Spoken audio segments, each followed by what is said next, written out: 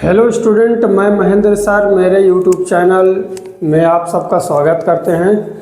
आज हमारा अगला टॉपिक रहेगा मूलानुपाती सूत्र। हम पिछले वीडियो में चर्चा भी किए थे मूलानुपाती सूत्र के बारे में। मूलानुपाती सूत्र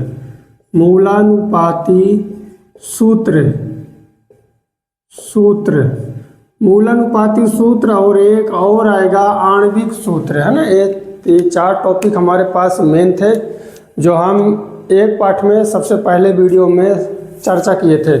तो दो टॉपिक तो हमारे क्लियर हो गए। प्रतिशत संगठन हम निकालना सिखा दिए हैं। उम्मीद करते हैं आप लोगों से बनने लगे होंगे। अब हम बात करेंगे मूलानुपाती सूत्र। मूलानुपाती सूत्र क्या होता है? तो किसी भी यौगिक के अणु के सरल पूर्णांक को हम मूलानुपाती सूत्र कह सकते हैं। किसी भी यौगिक, है ना, कोई भी यौगिक है उसका मूलानुपाती सूत्र क्या होता है? तो कोई भी यौगिक का सरल जो अणु होते हैं, कोई भी यौगिक के अणु होते हैं उनके सरल पूर्णांक को हम बोलते हैं मूलानुपाती सूत्र बोलते हैं। चलते हैं, इसको हम करके दिखाते हैं। और हमारे पास एक क्वेश्चन है, हालांकि दो क्वेश्चन है हमारे पास, तो दोनों आज इसी वीडियो में हम प्रयास करेंगे कि हो जाएं। चलते हैं, वीडियो बड़ा ना होगा तो इसको हम 2 पार्ट में करेंगे, 3 पार्ट में करेंगे। छोटे छोटे वीडियो अच्छे रहते हैं। चलते हैं, हम आगे बढ़ते हैं। हमारे पास एक सवाल है कि एक यौगिक में आयरन 20.15% है, सल्फर जो है 11.51% यानी 5% है, ऑक्सीजन जो है 23.02% है तथा क्रिस्टलन जल यानी H2O जो है वो 45.32% है ना। तो यौगिक का मूलानुपाती सूत्र ज्ञात कीजिए। इस वीडियो में, है ना, हमारे पास चूँकि बोर्ड के लिए जगह कम है तो अगली बार से हम वीडियो में ही साइड में PDF के द्वारा आप लोगों को क्वेश्चन दे दिया करेंगे। इसमें हम क्वेश्चन ना लिखेंगे, है ना। तो चलते हैं आगे, क्वेश्चन बढ़ते हैं। सबसे पहला इसका एक तालिका बनाएंगे। इस सवाल में इस तरह के यदि मूलानुपाती सूत्र आएंगे तो इसको ज्ञात करने के लिए एक हम तालिका का प्रयोग करेंगे। तालिका में कैसे बनेगी हमारे पास? तालिका तो बहुत सिंपल है। तालिका में पहले आएगा हमारा तत्व आएगा और तत्व के बाद हम उसमें लिखेंगे प्रतिशत मात्रा। क्या लिखेंगे? प्रतिशत मात्रा। पहले लिख लेते हैं अणुभार। फिर इसके बाद आएगा प्रतिशत मात्रा।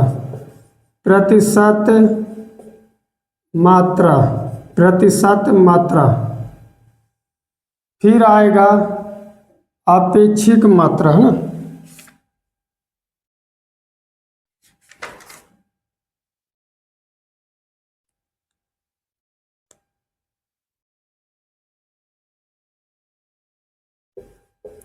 परमाणुओं की आपेक्षिक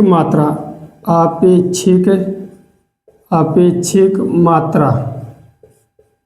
सबसे लास्ट में आएगा सरल अनुपात। क्या आएगा? सबसे लास्ट में आएगा सरल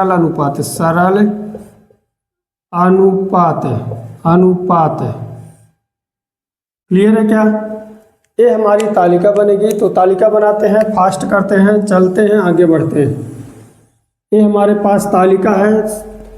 जब हम मूलानुपाती सूत्र ज्ञात करेंगे, मूलानुपाती सूत्र ज्ञात करने के लिए इस टाइप की हमें तालिका बनानी पड़ेगी। याद रखना, मूलानुपाती सूत्र ज्ञात करना हो या फिर आणविक सूत्र ज्ञात करना हो, तालिका दोनों की सेम रहेगी, है ना। तो सबसे पहले क्या आएंगे? हमारे तत्व आएंगे। फिर ये दोनों आगे पीछे हैं, या तो पहले प्रतिशत मात्रा लिख लो फिर अणुभार लिख लो, या पहले अणुभार लिखते हैं प्रतिशत मात्रा बाद में लिखेंगे। जो परमाणु की अपेक्षिक मात्रा है, ये क्या होती है? परमाणु का अपेक्षिक मात्रा यानी प्रतिशत मात्रा जो रहेगा उसमें अणुभार का भाग देना है। प्रतिशत मात्रा में अणुभार का भाग देंगे, उसको बोलेंगे परमाणु की अपेक्षिक मात्रा निकाल आई। फिर हम उनका सरल अनुपात यानी जो अपेक्षिक मात्रा निकालेंगे, सबसे जो कम रहेगा उसी में सबका भाग दे देना है, उसी का सब में भाग देना है ना। चलते हैं, आगे बढ़ते हैं। तो नंबर 1 हमारे पास तत्व है आयरन का मतलब हो गया Fe है हमारे पास। Fe है तो Fe का कितने परसेंट है, तो 20.15% है। ये परसेंटेज में है ना, याद रखना है परसेंटेज में है।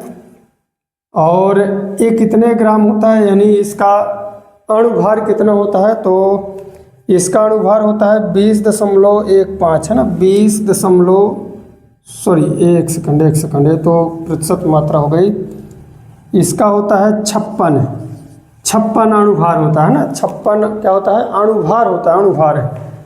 फिर आगे बढ़ते हैं, पहले इसको ऐसे लिख देते हैं, अपेक्षिक मात्रा यानी 20.15/56।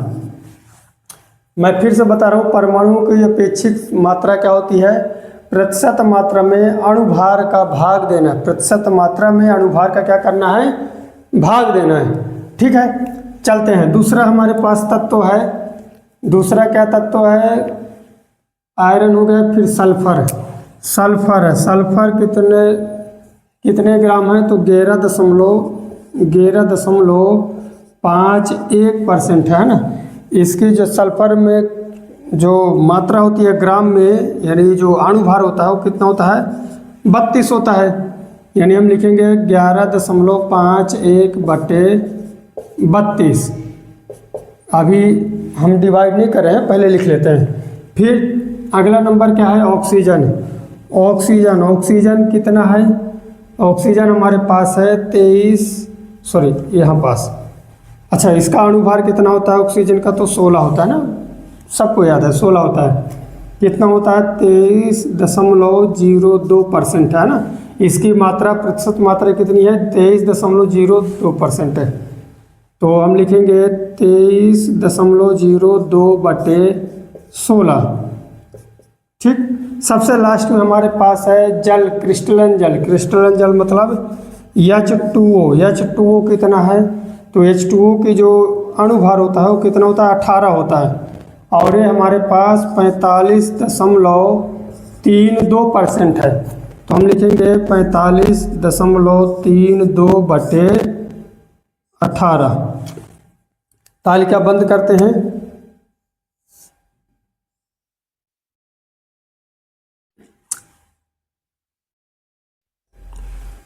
चलते हैं, भाग देते हैं एक करके। तो 20.15 में 56 का भाग देंगे तो ये हमारे पास आ रहा है 0.359 आ रहा है, 359 आ रहा है ना। 11.51 में 32 का भाग देंगे तो ये भी 0.359 आ रहा है। 23.02 में 16 का भाग देंगे तो ये हमारे पास 1.44 आ रहा है।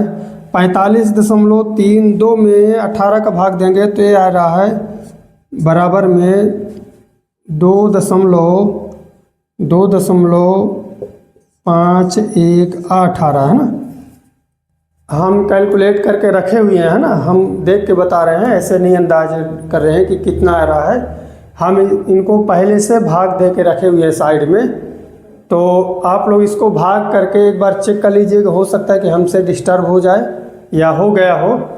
फिर अब हम सरल अनुपात की बात करेंगे। सरल अनुपात कैसे ज्ञात करेंगे, जो अपेक्षिक मात्रा सबसे कम होगी उसी का सभी में भाग दे देना है। तो सबसे कम क्या है, ए भी उतना ही है जितना ए है ना। ये दोनों क्या है, बराबर है, 0.359, ये भी 0.359। तो हम इन्हीं में से किसी एक का सब में भाग देंगे। लिखेंगे 0.359 भागे 0.359, इसको भाग देंगे तो 1 आ जाएगा। फिर से 0.359 भागे 0.359 बराबर 1 हो जाएगा। 1.44 भागे 0.359 बराबर, ये भाग देने पर हमारे पास 4 आ रहा है। कितना आ रहा है, 4 आ रहा है। फिर 2.518 भागे 0.359 बराबर ये आ रहा है हमारे पास 7 आ रहा है। क्लियर है क्या, ये हमारे निकल गए सरल अनुपात।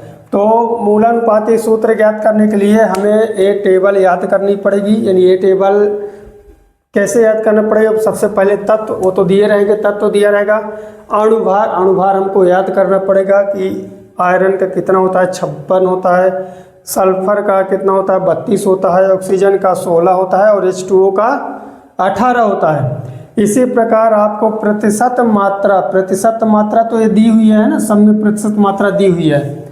हो सकता है कभी कभी प्रतिशत मात्रा किसी एक की ना दी हो, तो पहले देख लेंगे कि टोटल 100% हो रहा है कि नहीं हो रहा। 100% में से जितना दिया है उतना माइनस कर देंगे, है ना। फिर इसके बाद तीसरे नंबर में यानी जो चौथी कॉलम है वो परमाणु की अपेक्षित मात्रा है। परमाणु की अपेक्षित मात्रा क्या होती है? तो प्रतिशत मात्रा में अणुभार को भाग देना है। फिर सबसे लास्ट में सरल अनुपात। सरल अनुपात क्या है? जो सबसे कम आएगा, अपेक्षित मात्रा जो सबसे कम आएगी उसी का सभी में भाग दे देना है। क्लियर है? यहाँ तक समझ में आ गया? इसलिए हम लिखेंगे अतः लिखेंगे अतः मूलानुपाती सूत्र बराबर मूलानुपाती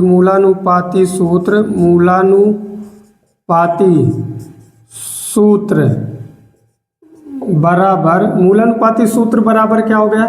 तो देखिए मूलानुपाती यानी Fe कितनी बार है? एक बार है, तो हम लिखेंगे Fe एक बार है ना, एक हमको लिखने की जरूरत नहीं है। सल्फर कितनी बार है? एक बार है, तो यस लिख दिए। क्लियर है क्या? ऑक्सीजन कितनी बार है? 4 बार है, तो O4 लिख देंगे, O4 लिख दिए। फिर सबसे लास्ट में जो जल है वो कितनी बार है? 7 बार है, तो हम लिखेंगे H2O7। यानी ये जो है हमारा टोटल कितनी बार है? 7 बार है। क्लियर है क्या? तो ये हमारा मूलानुपाती सूत्र है जिसको हमें हल करना था। ये आएगा, इस टाइप के जब सवाल आते हैं तो याद रखना है कि 3 नंबर में आते हैं। वेरी मोस्ट है, बहुत इंपॉर्टेंट है। चलते हैं हम अगला सवाल की तरफ। तो देखिए अगला सवाल है ना, इसका स्क्रीनशॉट आप लोग ले लीजिए।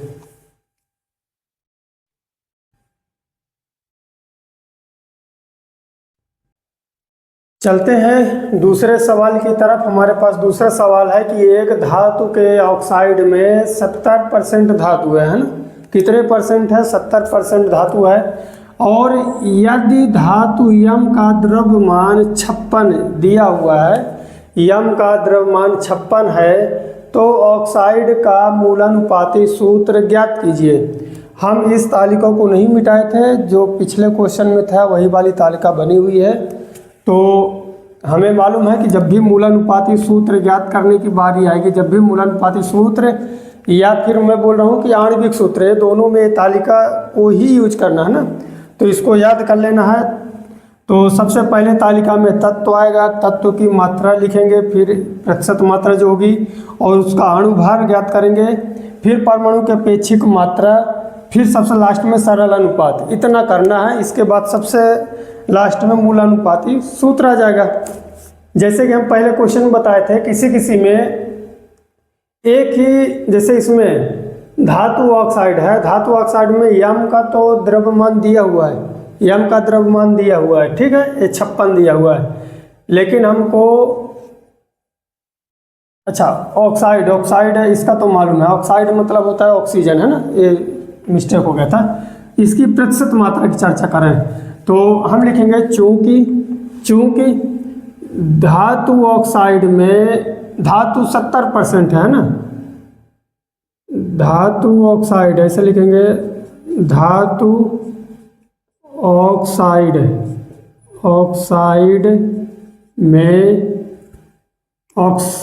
में धातु 70% है। इसलिए ऑक्सीजन की मात्रा, यानी मैं बोलूँगा ऑक्साइड की मात्रा कितनी हो जाएगी? 100 माइनस 70 है ना, 100 टोटल तो 100% होता है, 100 माइनस 70 बराबर 30% है ना, 30% है। ठीक है। इसमें धातु का जो धातु है, यानी धातु के ऑक्साइड में जो धातु है वो 70% है। हमको ऑक्साइड मालूम ही नहीं कितने परसेंट है, तो टोटल हमें मालूम है कि जो टोटल होता है वो 100% होता है। 100% होता है, 100% में से 70 को माइनस कर देंगे तो हमारा जो होगा दूसरा ऑक्साइड वो आ जाएगा। ठीक है, तो हमारे पास दो इस बार तत्व हैं, दो ही तत्व हैं।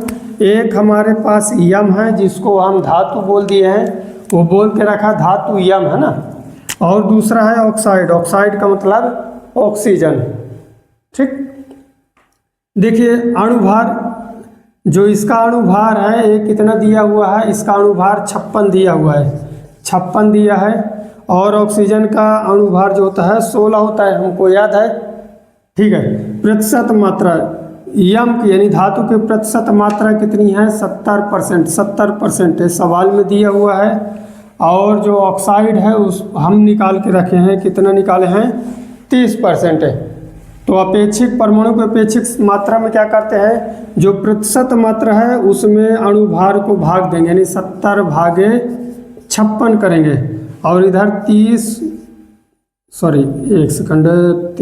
भागे 16 करेंगे, भाग देंगे। तो भाग देने में 70 में यदि 56 का भाग देंगे तो हमारे पास आ रहा है 1.25 है ना। और ये आ रहा है हमारे पास 1.875 आ रहा है। ठीक है, भाग देने में हमारे पास इतना आ रहा है।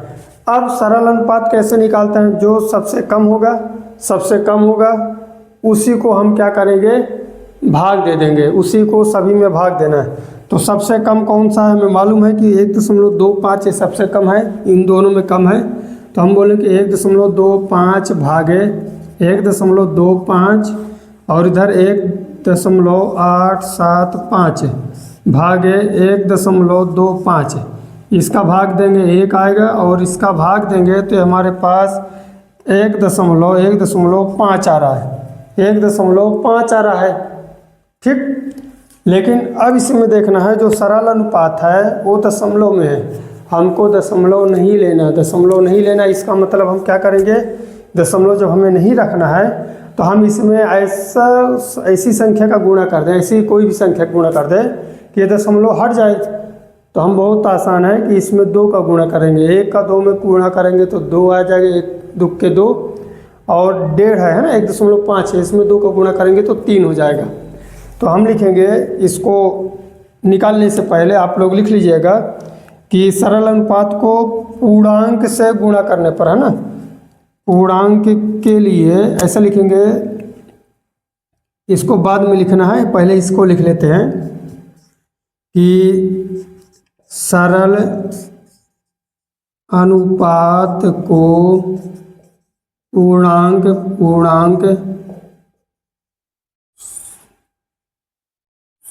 बनाने के लिए, है ना, 2 का गुणा करना, बनाने के लिए पूर्णांक बनाने के लिए 2 का गुणा करने पर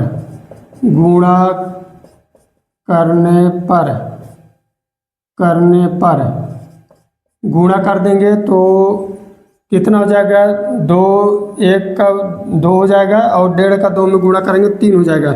यानी हमारा जो सरल अनुपात होगा, गुणा में ही पास किए दे रहे हैं तो 2 और इसमें भी 2 का गुणा, तो ये बराबर 2 हो जाएगा, ये बराबर 3 हो जाएगा। यानी हम बोलेंगे कि M2O3 ये हमारा उत्तर हो जाएगा। बहुत आसान है, आप लोग इसका स्क्रीनशॉट ले लीजिए और आगे बढ़ते हैं।